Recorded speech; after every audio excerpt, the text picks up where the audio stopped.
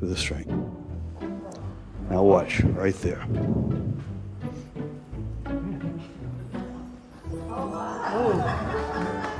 All righty, I think we're getting on ready to start the show. Yay. Another minute or two? Good afternoon, everyone. Thanks for spending your Monday with us here at the COA to enjoy a show. I believe it's Ed's first time here, but it's Ed the Wizard here to entertain you for the afternoon. And I believe this will be a no politics event, so at least we'll give you a little bit of a break from everything going on over the weekend and all our talk of politics around here. So it'll be a nice little break to enjoy some special magic. Thank you, Ed, for coming today. All right, well, thank you. Appreciate it. Well, we're going to talk politics. Woo.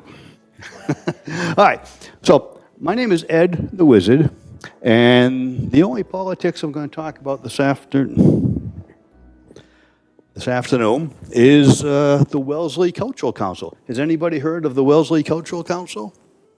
A couple, all right. The way it works is every September 1st, October 15th, performers, senior centers, rec centers, schools, libraries, we apply to the local cultural council for funds for the programs.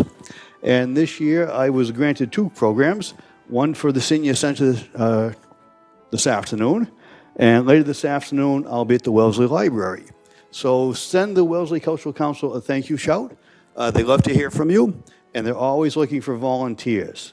And the only thing you really have to do as a volunteer, because they have offices, is that after the 15th, the deadline for the grant applications, they get together, they read the applications, and then they decide which programs they're going to fund. So if you want to be a part of that decision, they're always looking for volunteers, and they'd be happy to have you come help out. So with that said, let's see if we can get some magic going here. So I grew up as Ed, the brother, the cousin, the friend, the dad, the uncle, that knew a little bit of magic. And I was inspired about 26 years ago by Harry Potter. Has anybody heard of Harry Potter? All right. So at the very beginning of the book and the movie, Dumbledore goes to 4 Privet Drive. He takes a device called a put-outer, and he sucks up all the streetlights to make Privet Drive dark so Hagrid could deliver baby Harry. And right then and there, I was inspired. I wanted to be like Dumbledore. I wanted to make things disappear at my fingertips. So I took out the books I had on magic when I was growing up. I took out the books I had on magic that I gave my children when they were growing up. I went to the public library and I taught myself how to make things disappear. But of course, once you make something disappear, you have to make it come back.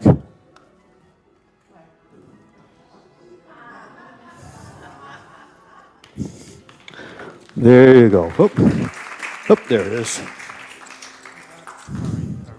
And I've been doing this ever since. All right. Let's see. I like to use volunteers, not for everything, but for some things. And I'm going to need 2 volunteers who have known each other for a long time. And you can do it from right where you're sitting. So we have 2 volunteers who've known each other for a long time that would like to help out? Because I will pick somebody if I don't get a volunteer. Then it's no longer a volunteer. It's a picked person. And I'm going to pick you 2. You and him. And you can do it from right there. Nope. You got lucky. The people behind you. And you can do it from right there. All right. I think we can use this. Of course, we're no longer on in the camera, but that's all right. All right. And what's your name, please? Bob and Glory? Bob and Glory. So we're going to conduct a test to see how well Bob and Glory can communicate to each other without speaking. So Bob, because you're closer, I'm going to have you deal 8 cards face up, 2 rows of 4. And Glory, turn around. No peeking. All right? 2 rows of 4 face up.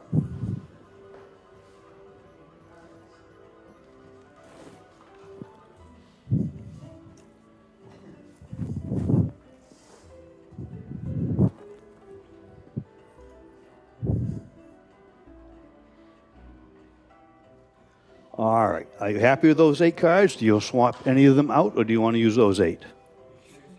Are you happy with those 8 cards? Do you want to swap any of them out? Do you want to choose a card from the deck? Well, you got to choose one that's on the table. On the table. So if you want to choose one from the deck, choose. You're going to go with these. All right. And your name again, please? Bob. That's what I thought. Bob and Glory. Bob, here's the Post-it note. I'll take the cards. I'm going to just slide over here for a second. All right, Bob, look at those 8 cards. And in your mind, not out loud, in your mind, select one. Do you have one? Concentrate on that card. Let's write it down so we don't forget. And send your thoughts to Glory. Glory, no peeking. All right. Let's see here. Let's turn the cards face over.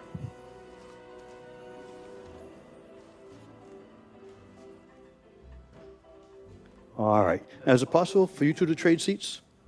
Glory and Bob, can you trade seats? All right. Trade seats. Yep. And Bob, keep that piece of paper hidden. All right. So, Glory, there are 8 cards in front of you. All right. Yeah, it's a little higher than I would prefer, but that's all right. Bob, your turn to turn around, because I don't want you to give off body language. I just want you to concentrate on your card. So there's 8 cards on the table. Bob chose one. He's thinking of it. He's going to send his thoughts to you, because this is a test on how well you two can communicate to each other. So without looking at them, hand me 4 cards. Any 4 that you want. 1, 2, 3, and 4. All right. That leaves 4 cards on the table. Pick up 2 of them, please. All right. Very good. And put them right there with the other 4. That leaves 2 cards on the table. Pick one up, please. Yep. All right. And we'll get rid of this one. All right. Hang on to that card. And Bob, your turn. So you heard what happened. There were 8 cards. She picked 4. We got rid of them. There were 4 left. She picked 2. We got rid of them. There were 2 left. She picked 1. We got rid of it. She's holding one last card. Will you tell everybody what you wrote down, please? Would you turn your card over, please? All right. Thank you. And that's for you guys. All righty. Give Bob and Gloria a great big hand.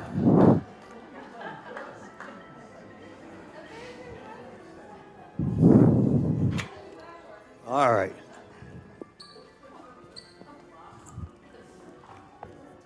All right, let's get rid of these guys.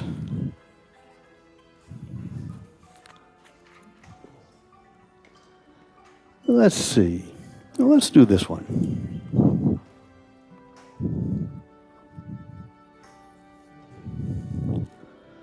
All right. So if you go to the big city like Weston, and somebody says, do you want to see a magic trick with 3 cards? You run the other way. They're going to engage you in a game you cannot win. They're going to show you 3 cards. The 2 on the outside are the same. The one in the middle is different. They're going to take that middle card, and they're going to put it on the table. And then they're going to say to you, if you can name that middle card, you win $20. Now, we're not going to play for money today, because we're fully funded by the Cultural Council. If you think you know the name of that card, raise your hand. Name that card. King of Hearts are right here. You owe me $20. Oh, we're not playing for money today. Somebody else. The name of that card. It's not the ace. Let's see. Somebody else. The name of that card. Glory, you had your hand raised. No, it's not the ace of hearts. It's not the ace of clubs. I'll give you a clue.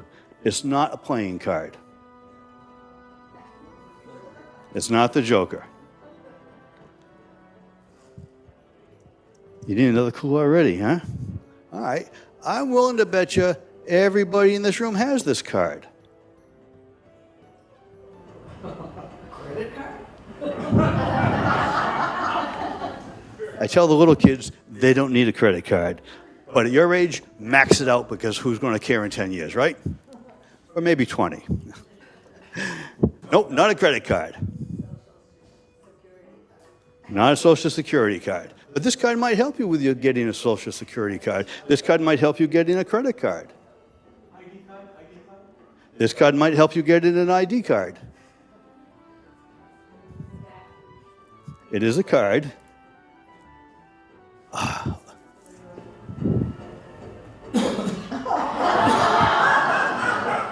Your AARP card. Don't leave home without it. There you go. Give yourselves a great big hand.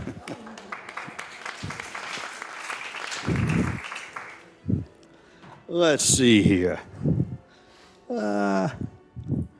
Let's try this one.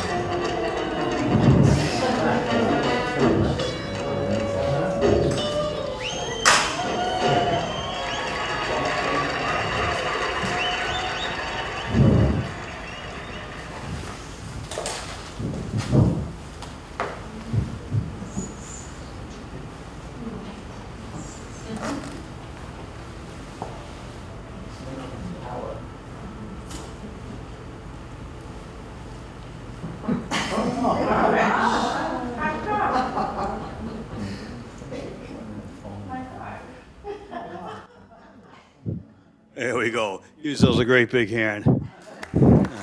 I'm still trying to get that timed with the music, but that's all right. All righty. Let's plug this one back in.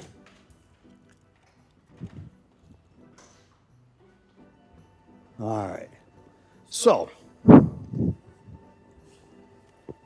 I need a volunteer that would that does a lot of reading and maybe has some investments that they would like to check in on. So do we have a volunteer that would like to help me with a little mind reading about investments? I will pick somebody. You already know this. Okay, and what's your name, please? Claire. Well, you just got lucky. All right, Claire. What I want you to do is open up the magazine, please.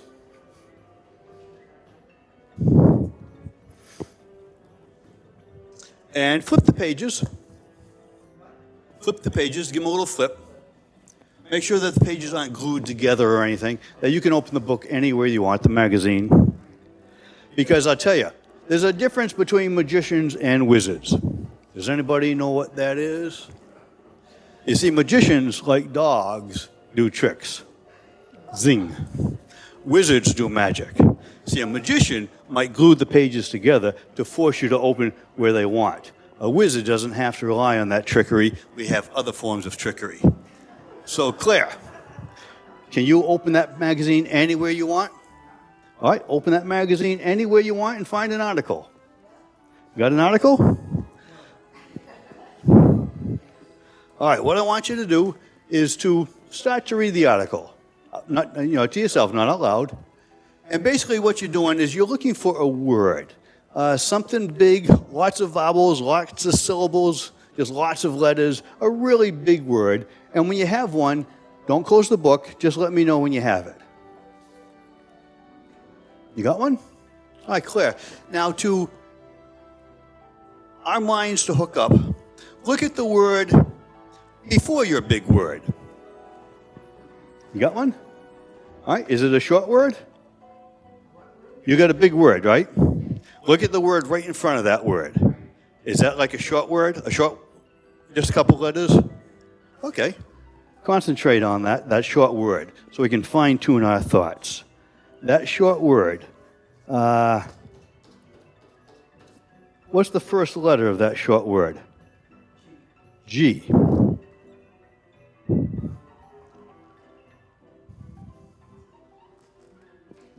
G. The second letter. O. Okay. Concentrate on the G and the O. All right. Don't say anything else. Just concentrate on your big word. I think we got our minds in sync. Concentrate on the first letter of that big word.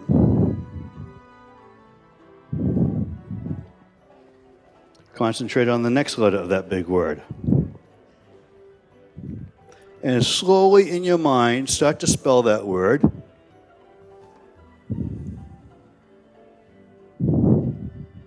But not so fast.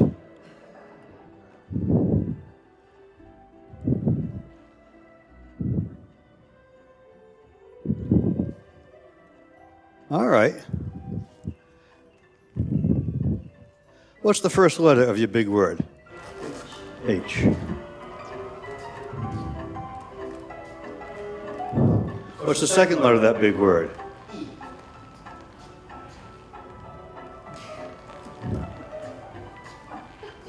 What is that big word? Oh my God. All righty. Give Claire a great big hand. Thank you, Claire.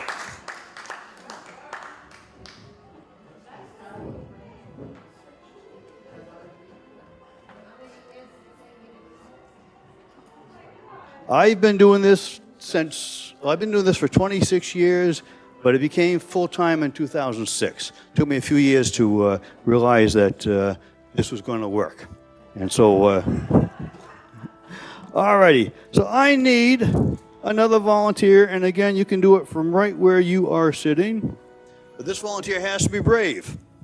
Do you have a brave volunteer? A brave volunteer? A brave volunteer? So you didn't get so lucky this time. And what's your name, please? Rick. All right, Rick.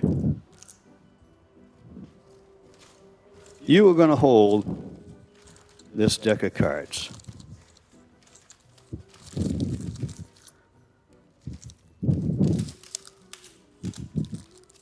That's the easy part. Let's get another deck of cards.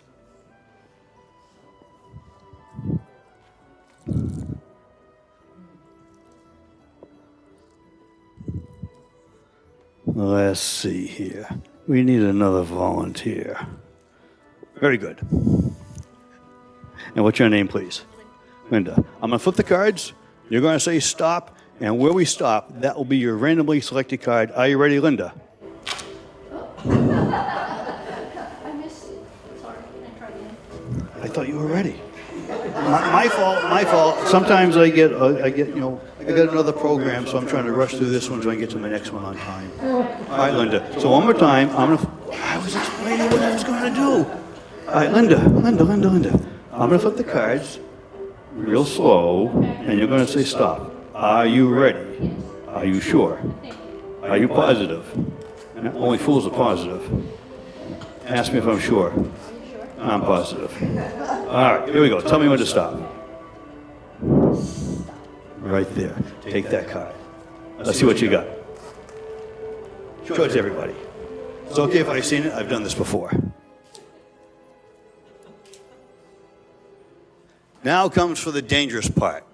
I'm going to show you the only thing my grandmother left me. She left my cousins and my siblings some of her money. They have since spent their money. But she left me this. True story, her carving knife. Every gift-giving holiday, she would use this to slice open the tape and save the wrapper. To this day, I use my pocket knife, I slice open the tape, and I save the wrapper, and I have wrapper in the closet that's older than our youngest child. Yeah, you laugh. True story. Linda, may I have the 9 of hearts, please? All right. So what we're going to do is we're going to take the 9 of hearts, and we're going to train up my grandmother's knife. Your name again, please? Rick, that's right. We're going to train up the 9 of hearts to find the 9 of hearts in the deck Rick is holding. Now, how many have seen the movie Cool Hand Luke? Oh, really? Come on. It's a classic. Everybody was in that movie. So, Paul Newman, a Georgia convict, chain gang, runs away. They give the dogs a sock or a T-shirt to sniff, and they chase him through the woods and the jungles and the bayous of the South. And he gets caught several times. Great movie. Everybody was in it. Ralph Waite, George Kennedy, sunglasses guy. So now that my grandmother's knife is trained up to find the 9 of hearts in the deck that Rick is holding. Rick, hold the deck out like this. Turn it towards me a little bit. There we go. Rick, I'm going to close my eyes. I'm going to swing the card, the deck in the knife in the deck of cards, and if we're lucky, we're going to come to the 9 of hearts. Are you ready? Here we go. 1, 2. You know, Rick, I don't like that idea. I wasn't too keen on it either. Okay, well, I will hold the deck of cards. You're going to hold my grandmother's knife. You're going to close your eyes, and I don't like that idea either. All right, Rick, I will hold the cards. I will hold the knife, and I'm going to come over here beside you, and you're going to take my hand, all right? And you are very carefully, now remember, we're going for the green paper, not the pink fingers. Place the knife somewhere on top of the deck of cards. Right there? You want to move it, or you want to cut right there? Say cut here. Cut here.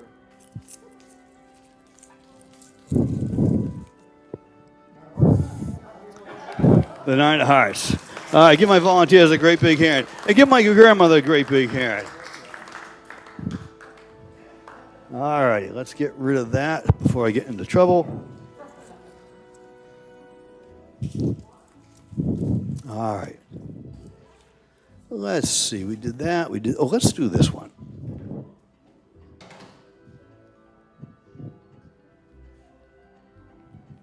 Who likes to play cards?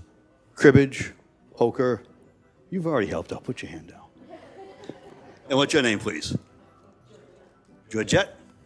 Georgette. 4 cards here. Now, Georgette, this is not about the 4 cards. It's not about me.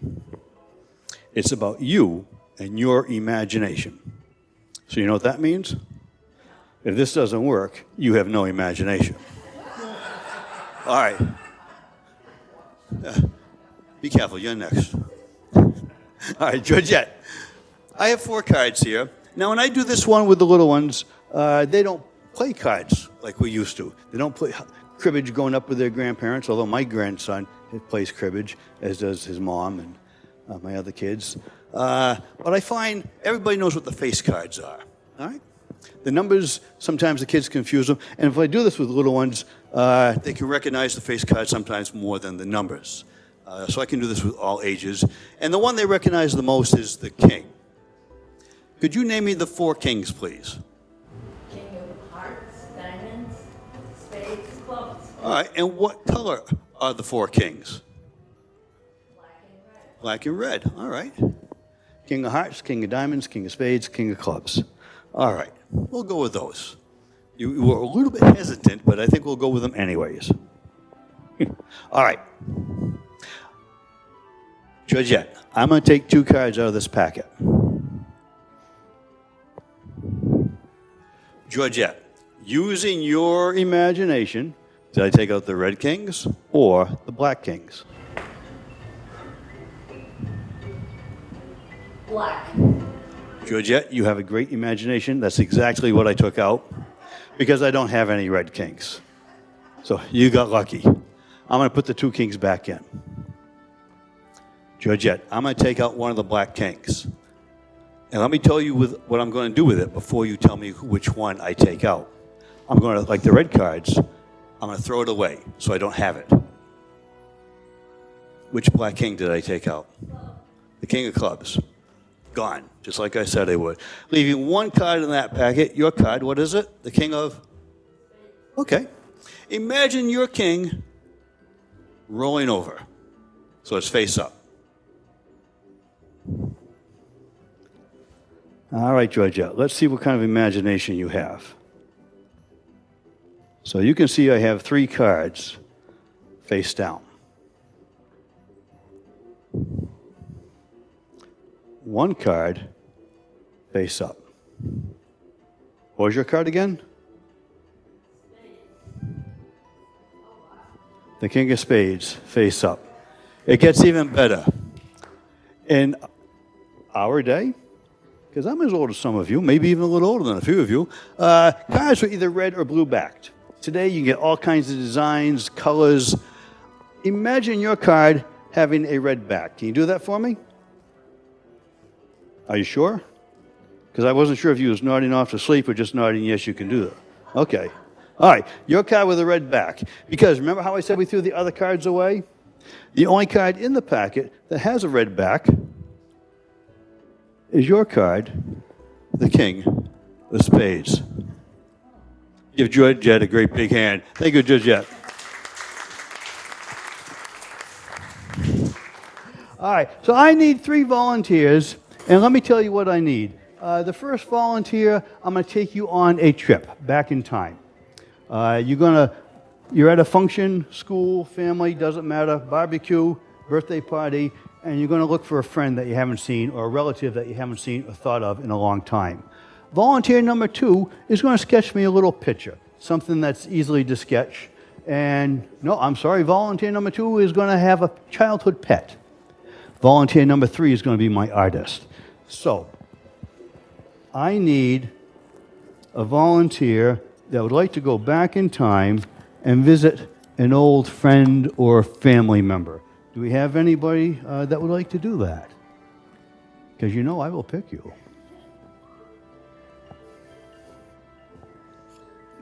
And what's your name, please? Donna. Donna, all right. So go back in time, Donna, when you're maybe 10, 12, 13, doesn't matter.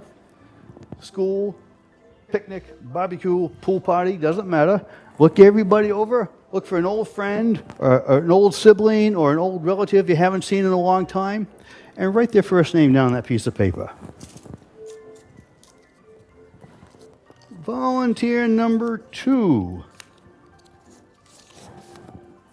Somebody who had a childhood pet. Anybody, or do I have to? Oh, we got a volunteer. Look at that.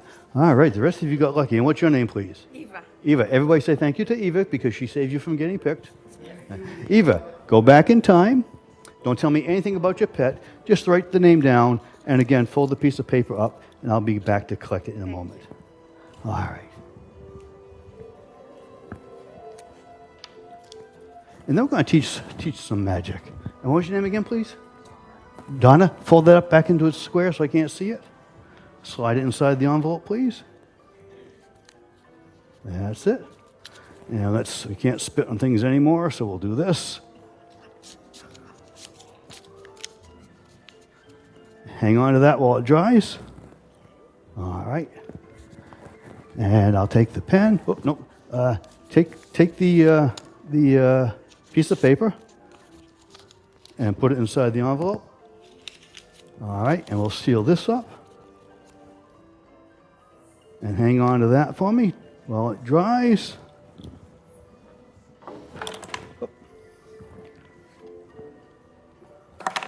Now my third volunteer. Did I get a third volunteer? Not yet, I haven't. All right, so the third volunteer, just to recap, what you're going to do, you're going to take this piece of paper, you're going to open it up, and I want you to imagine it to be like an easel. You're going to draw me a quick little picture, something you can draw in 10 to 15 seconds, but something that everybody will recognize, and then I'll come back and get it. Do we have an artist type person over here? Do we have an artistic type person over here? Do we have an artistic type person over here? And what's your name, please? Gopal. Gopal? Gopal. Gopal. Yeah. All right. I'm not going to be able to say it right a second time, but Gopal, open that up. And it doesn't have to be a Picasso, something more than a stick figure, but something everybody would recognize instantly. All right? And when you're done, let me know.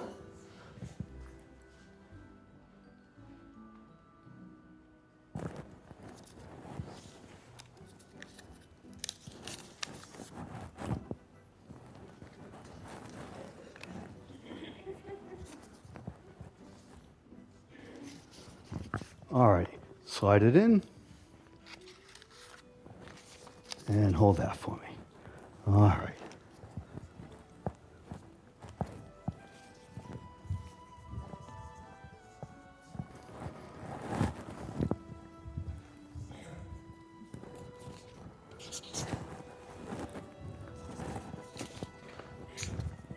Oh, is it in? All sealed up? All right.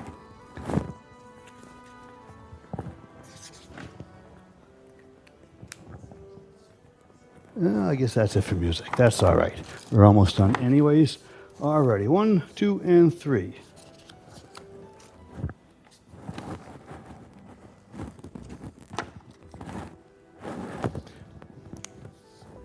Donna. Don't tell me, just concentrate on this person.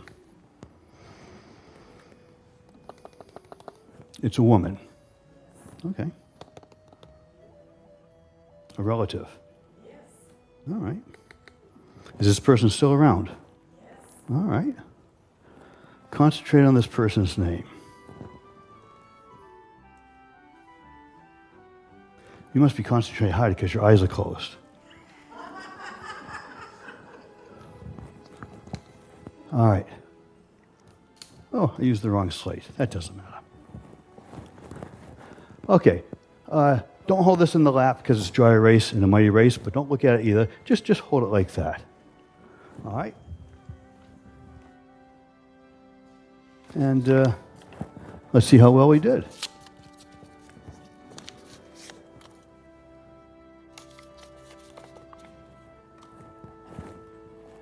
All right. No, not yet. It's an old name. You don't hear that name too often anymore, I don't think. All right, and Eva, you had the pet? Don't tell me anything about the pet, just concentrate on the pet's name. I'm thinking I'm getting a dog. No? What kind of pet was it? What kind of pet? A turtle. Oh, wow. That was going to be my 8th guess. All right. Now, this doesn't work. Concentrate on your turtle's name. A turtle.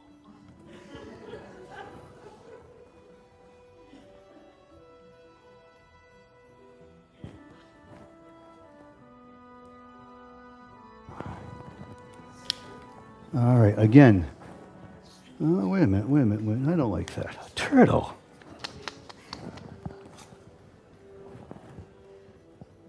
Yeah.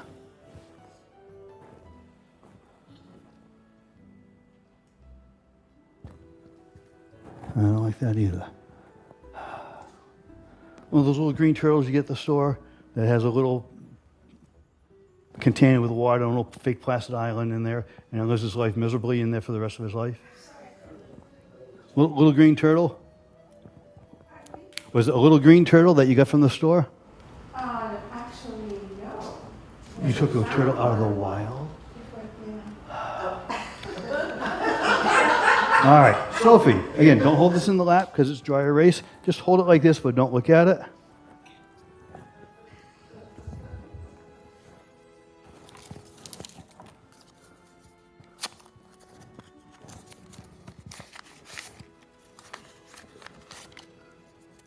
Now let's see how we did.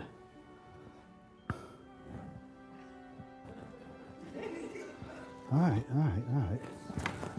Why am I missing a slate? Oh, here we go. All right. All right. And over here. You're gonna have to help me. Gopal.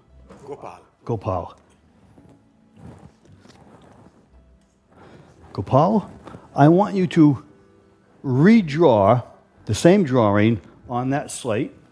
And I'm going to turn my back because some people can actually read the top of a pen as somebody's writing. So I'll turn my back. You draw that picture again on there, and I'm going to try and draw it over here. And please don't tell me you drew a turtle.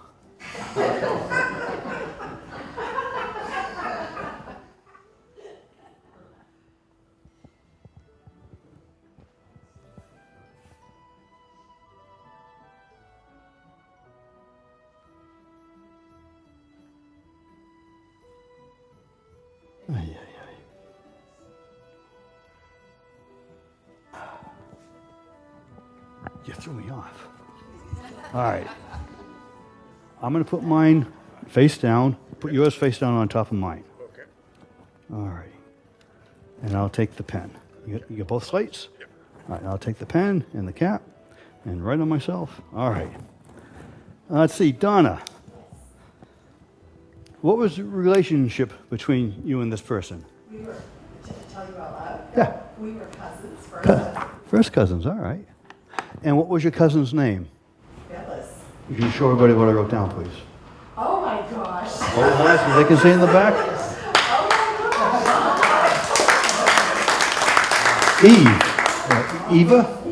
Eva. What was the name of your turtle? Sophie. Would you see what I wrote down and show it to everybody, please? Oh my God. And Gopal, show everybody your slate first. Well, that one's mine. Yours is the black one. And then show them mine. Oh my God. All righty. Give all my volunteers a great big hand. You did great. Thank you. You are Dumbledore. I have been accused of being that many times. All righty.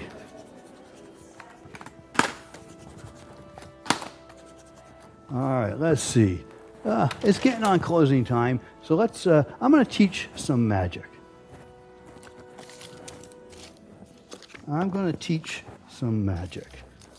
Trash. Oh, just throw it all in there. All right. So,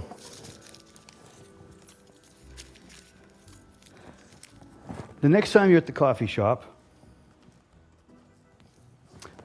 you're ready to do some magic with sugar.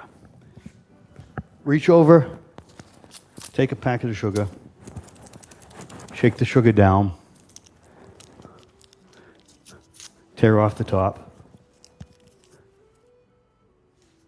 open it up a little bit,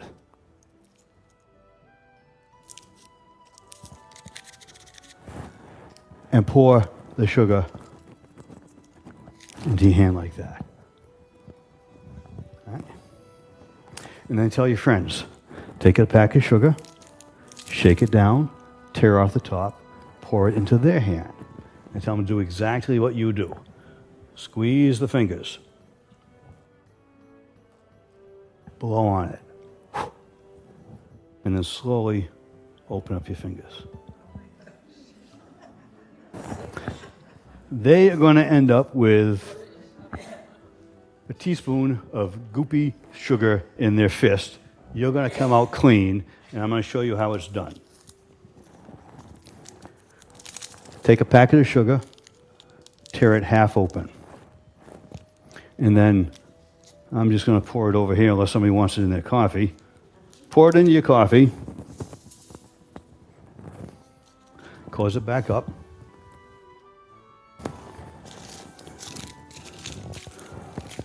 And put it back into the sugar tray. You're ready to go. You say, hey, let me show you what Ed the Wizard taught me the other day at the Wellesley Senior Center. Watch this. Everybody take a packet of sugar. And let everybody take a pack of sugar. You've got yours. Tell them, shake it down. Rip off the top. Open it up a little bit. Pour it in your fist like this. And wait for them to do it. And then tell them, squeeze and knead it together, and then go to blow, and the sugar has vanished. And of course, they're going to end up with a lump of wet sugar in their fist. All right? So great with your friends, great with the grandkids. Do this with the grandkids, especially if you don't want to ever see them again. All right, so there's that one. Let me teach you another one that you can do at...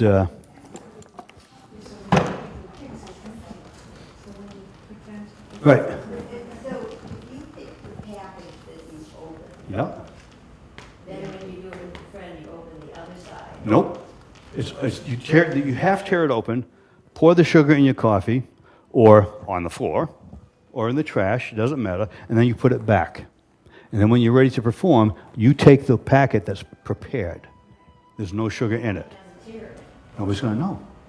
Pick it up by the tear. Nobody's going to know. And just shake it out, and then just finish the tear. Right? And because it's empty, it might be a little hard to open. It might take a little bit of minute, finagling with your fingertips. But nobody knows it's half tore open. It's in the packet. It's especially, Dunkin' Donuts has everything in boxes. But if you go to a diner, sometimes they have like those little metal trays with the sugar or the sweet and low standing up in the packet. You just take one, open it up, pour it in your sugar, put it back. Nobody's going to know. And you're ready to do some magic. So just begin with the empty packet. Yeah. Make sense? Yeah. All right. Salt shaker and a straw. I call this one, use the force, Luke.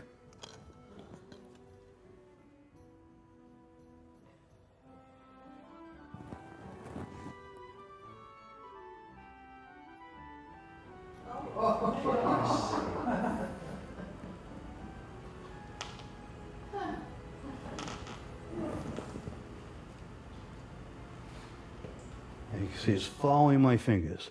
The kids like to tell me I'm pushing it with air from my finger. And it's like, it's following the finger. My finger's not following the straw. So, the way to do that is you can use a soda bottle on the cap because it has to have a fulcrum. The sugar, the salt is domed. A lot of soda caps are domed. And I am using, anybody know what I'm using to make that happen? I thought I heard somebody say it. It's electricity. Static electricity. So to charge the straw, tear off the top, give yourself about an inch or so of straw, hold the paper firmly, and pull it out really fast. The friction between the paper and the straw causes the static electricity. Now, if you're lucky, if you've got a really good charge, you can do something like this. You can make the straw wrapper dance around, and if you find the balance point, and it takes less practice more than luck, but if you find the balance point, you can get the straw to stand up. You can take your fingers out of the way. Sometimes I have to supercharge the straw, and I'll do this under the table. Again, I hold it firmly, and I'll go back and forth several times, and then pull it out fast. And that will supercharge the straw. And now you can see we've got a lot more reaction. And I'll roll the straw over because I've got to find the balance point of the static. Oh, almost had it. So it seems to be way back here this time. But like I said, that takes more, you get lucky rather than practice. You just got to find the balance point. But if you take the straw, and if the straw has a slight bend on it, put the bend on the high side, and get it a little off center. And now the straw is ready to follow your finger. And I did a lot of handling with the wrapper, trying to get the wrapper to stand up. So I did a lot of discharging. You want to minimize touching the straw. The more you touch it, the more you discharge it, till eventually it won't work. And believe it or not, Dunkin' Donut straws do not work as well as the white plastic straws. They don't seem to hold the charge as long. All righty, and we're going to teach one more, and then we'll call it a day. Yeah, we'll fix that after. Let's see,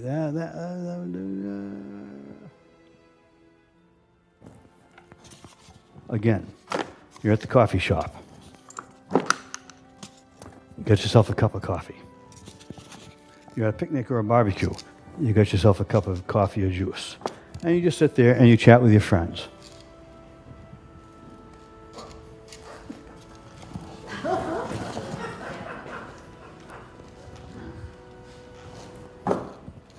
And you can pour a little bit of liquid in there.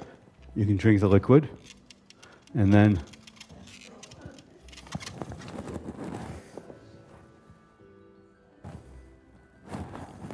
can everybody see? So you need a styrofoam cup, and the nice thing about this is my thumb is off the bottom, so I can actually pour some liquid in there. I can drink it. That confirms that the cup is real. But I sit here like this, I hold the cup, and I don't pay attention. I'm talking to my friends, and let them pay attention, and the cup starts to fly around, and then you just go over and grab it. Right? Now, I go this way because my hand hides the thumb, but I can go this way because now this hand hides the thumb, and it's like... So it takes a little bit of acting, and there you go. So now you know 3 magic effects. All right. So before we go, my name is Ed the Wizard, and today's program is being funded by the Wellesley Cultural Council. And from here, I go to the library to teach aerodynamics with the little ones. Any questions for me? Who I am, what I do, why I do it, why my family puts up with me? How long did it take Claire to learn which words she was supposed to choose? How long did it take her? I have no idea. I know it didn't take me very long to know what she had chosen. I had chosen another one and then switched. Ah, I'm glad you did, because I got it right. Any other questions? Are you a magician yourself? Because you were talking about magic earlier, sitting in the front row versus the second row. He used to be a magician. Okay. In college. Not a wizard. Not a wizard. So like a dog, you did tricks? Yeah, okay. What's that? Are you reading people's eyes with me? Yeah, blink twice and I'll let you know. Yeah. Nope. It's all magic. It's all about knowing how to perform the effect. And it takes a lot of practice. And I do teach, but I don't teach everything that I do. And the one we did with the slates, the story behind that one was, 5 or 6 years ago, I was dragged, kicking and screaming, to Chapter 17 of the Society of American Magicians in Springfield. And the president of the club had seen my press releases for programs like this, and he'd been calling me for a long time.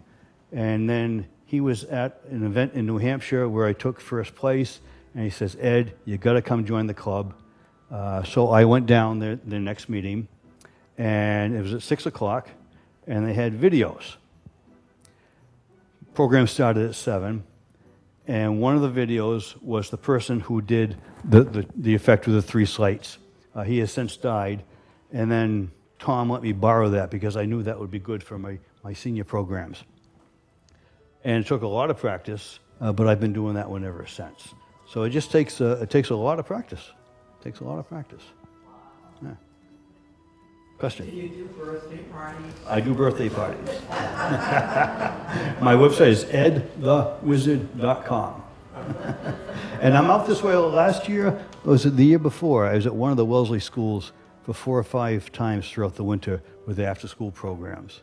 This is what I do. I do, on average, 2 shows a day from mid-June to mid-August, and then schools and senior centers throughout the winter, school vacations. Any other questions? This Yeah. is more of a comment.